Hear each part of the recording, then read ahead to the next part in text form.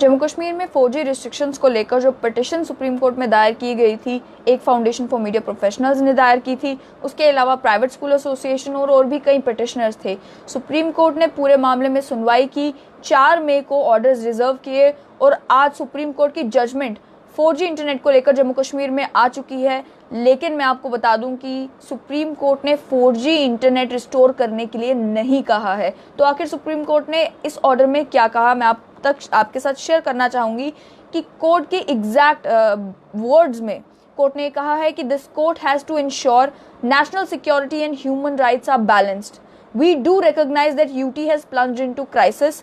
At the same time, court is cognizant to the concerns related to ongoing pandemic and hardships.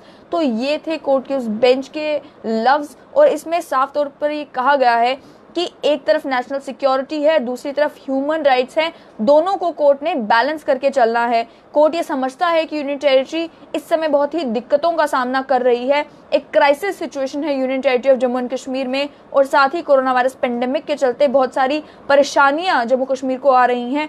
लेकिन उसके बाद उन्होंने ये कहा कि पिछली जजमेंट में, यानी कि जो अनुराधा भसीन केस था, उस जजमेंट में सुप्रीम कोर्ट ने ये कहा था कि एक रिव्यू कमेटी बनाई जाए जो वीकली बेसिस पर ये डिटरमाइन करेगी कि क्या इंटरनेट रिस्ट्रिक्शंस को जम्मू कश्मीर में कंटिन्यू रखना है या नहीं करना है।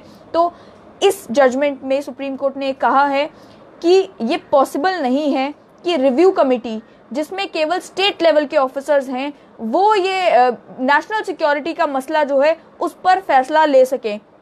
इसलिए ये कहा है कि टेलीकॉम सस्पेंशन रूल्स के तहत जो इंटरनेट रिस्ट्रिक्शंस जम्मू कश्मीर में लगाई गई हैं, उनके लिए एक नई रिव्यू कमेटी की ज़रूरत है और उस रिव्यू कमेटी में नेशनल लेवल के सेक्रेटरीज और स्टेट लेवल के सेक्रेटरीज दोनों के शामिल होने की ज़रूरत है।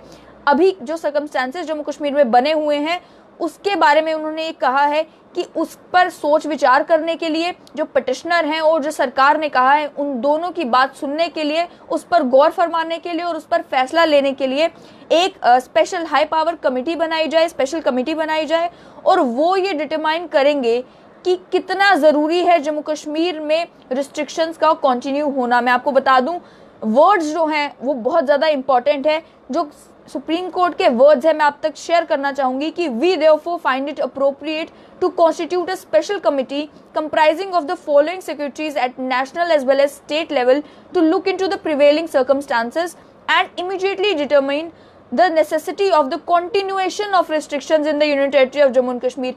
Continuation of restrictions, restoration of internet नहीं। तो वर्ड्स पर जरूर ध्यान दें। उसके अलावा ये हाई पावर कमेटी में आखिर होगा कौन, तो मैं आपको बता दूं कि होम सेक्रेटरी जो है गवर्नमेंट ऑफ इंडिया के, यानी कि मिनिस्ट्री ऑफ होम अफेयर्स के जो सेक्रेटरी हैं, वो हेड करेंगे इस पूरी कमेटी को। उसके बाद इसमें department of communication, ministry of communication और गवर्नमेंट ऑफ इंडिया के सेक्रेटरी भी शामिल होंगे, और जम्मू कश्मीर की तरफ से यानी कि स्टेट लेवल सेक्रेटरी का होना भी ज़रूरी है। इसीलिए जम्मू कश्मीर की तरफ से चीफ सेक्रेटरी जो होंगे union territory of Jammu and Kashmir के, वो भी इस कमेटी का हिस्सा होंगे।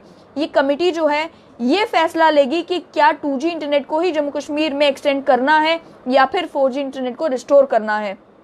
इस स्पेशल कमेटी को भी सुप्रीम कोर्ट ने कुछ डायरेक्शंस दी हैं।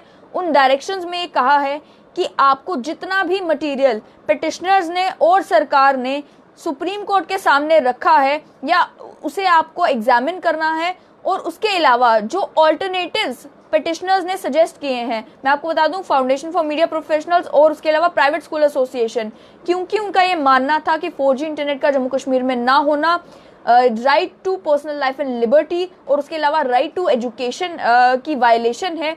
इसीलिए उन्होंने ये ऑल्टरनेटिव सजेस्ट किया था कि कुछ कुछ जगहों पर इंटरनेट रिस्ट्रिक्शंस जो है वो कंटिन्यू रखी जाएं, लेकिन बाकी जगहों पर ट्रायल बेसिस पर हायर स्पीड जो है इंटरनेट की, चाहे वो 3G हो या 4G हो, इंटरनेट सेवा को बहाल किया जाए और वहां पर ट्रायल बेसिस पर देखा जाए कि इसका क्या रिजल्ट निकल कर आता है, क्या नतीजा निकल कर आता है।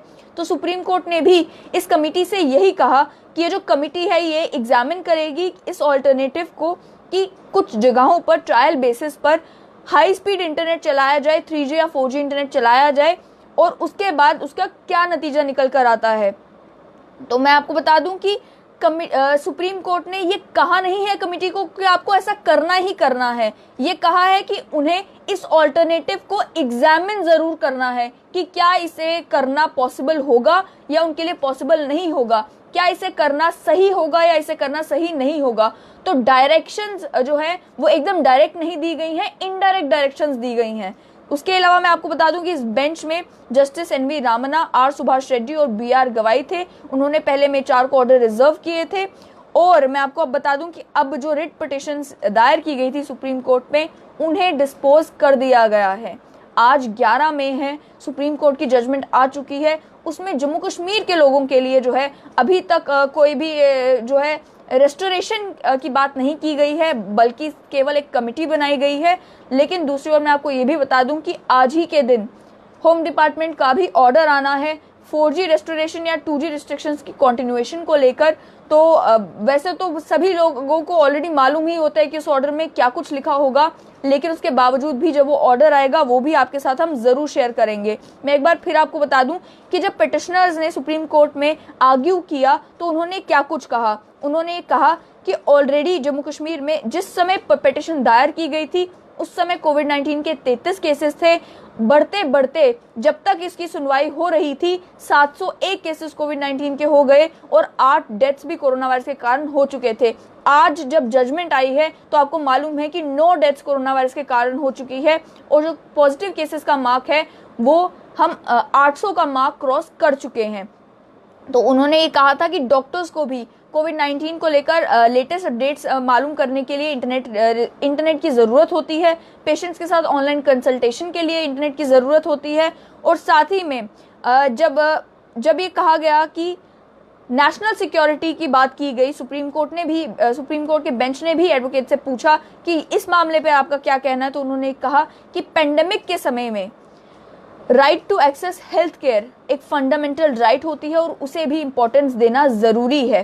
साथ ही में ये कहा गया कि अभी तक जो आर्ग्यू करते हुए पिटिशनर्स हैं उन्होंने कहा कि टेररिज्म का और 4G इंटरनेट का कोई भी लिंक सरकार अभी तक इस्टेब्लिश नहीं कर पाई है।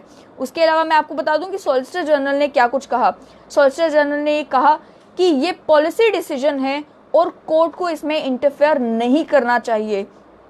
उसके अलावा उन्होंने कहा कि और भी ऐसे कई एरियाज हैं इंडिया में जहां पर 2G इंटरनेट भी नहीं अवेलेबल नहीं है, जहां पर इंटरनेट ही अवेलेबल नहीं है, लेकिन वहां पर भी ऐसी कोई खबर देखने को नहीं मिली जहां पर कोविड-19 के कारण कोई इसीलिए मर गया हो क्योंकि उसे इंटरनेट की अवेलेबिलिटी नहीं थी, इंटरनेट एक्सेस उनके पास नहीं था। उसके अलावा ये कहा कि जो पीरियोडिक रिव्यू होते हैं इंटरनेट रिस्ट्रिक्शंस को लेकर, यानी कि अनुराधा भसीन जजमेंट के बाद क्योंकि जम्मू कश्मीर के एडमिनिस्ट्रेशन को ये कहा गया था कि 4G इंटरनेट को लेकर आपको वीकली जो है रिव्यू करना है, रिव्यू कमेटी के सामने हर एक एस्पेक्ट लाकर रखना है कि ये कारण है कि हम इंटरनेट रिस्ट्रिक्शंस कंटिन्यू कर रहे हैं या फिर ये कारण है कि इंटरनेट रिस्ट्रिक्शंस को हटाना चाहिए। तो उन्होंने कहा कि ये जो रिव्यू है, कोर्ट में कहा गया था कि ये रिव्यू प्रॉपर तरीके से नहीं हो रहा है। उसके अलावा रिपीटेडली जो है पिटिशनर्स ने पॉइंट आउट किया कि 2G इंटरनेट का इस्तेमाल करके इंटरैक्टिव क्लासेस, ऑनलाइन स्टडिंग जो है वो पॉसिबल बच्चों के लिए नहीं हो पा रही है। और साथ ही में एप्लीकेशन डाउनलोड करना भी लोगों के लिए मुश्किल हो गया है, क्योंकि आप प्ले स्टोर से जितनी देर तक 2G में एप्लीकेशन डाउनलोड करने लगते हैं क्यों उस समय तक वो आ जाता है कि टाइम आउट हो चुका है, अब आप इस एप्लीकेशन को डाउनलोड नहीं कर सकते, आपको दोबारा ट्राई करना होता है। इसीलिए ये सब कुछ कहा गया। उसके बाद आज अब फैसला आ चुका है, लेकिन फैसले में 4G इंटरनेट को रिस्टोर करने के लिए नहीं कहा गया, केवल एक स्पेशल हाई पावर कमिटी बनाई गई है जिसमें नेशनल लेवल के सेक्रेटरीज और स्टेट लेवल सेक्रेटरीज शामिल हैं और वो फैसला लेंगे कि आखिर 4G इंटरनेट को जम्मू कश्मीर में बहाल करना है या नहीं बहाल करना। साथ ही में आज शाम तक ऐसा लगता है होम डिपार्टमेंट का भी ऑर्डर आएगा। अब वो ऑर्डर चाहे 4G रेस्टोरेशन को लेकर हो, 3G रेस्टोरेशन को लेकर हो या 2G को एक्सटेंड करते हुए हो, वो ऑर्डर भी हम आपके साथ जरूर शेयर करेंगे। तब तक के लिए आप बने रहें स्ट्रेट लाइन न्यूज़ के साथ।